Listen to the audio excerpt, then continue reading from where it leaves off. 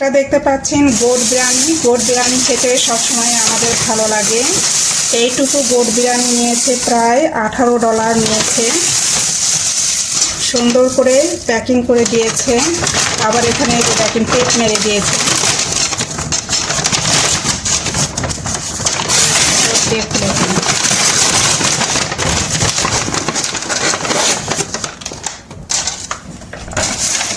এই হচ্ছে বিরিয়ানি। এই তো দেখতে পাচ্ছেন ধনিয়া পাতা, আর এখানে একটু সাদা ভাত আছে, আবার হলুদ কালার আছে।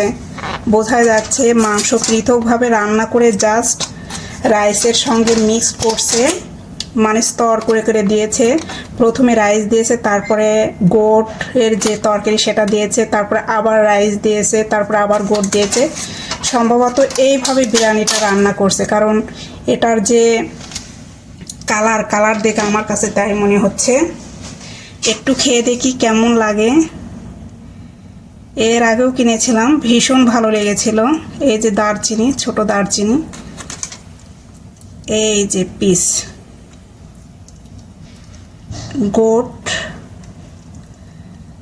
গোটের পিসগুলো খুব বড় বড় না, এরকম ছোট ছোট পিসই কিন্তু খেতে বেশি ভালো লাগে। সেই ক্ষেত্রে তেল, লবণ, ঝাল টাল খুব ভালোভাবে ঢোকে। একটা খেয়ে দেখি। বিসমিল্লাহ। আল্লাহ।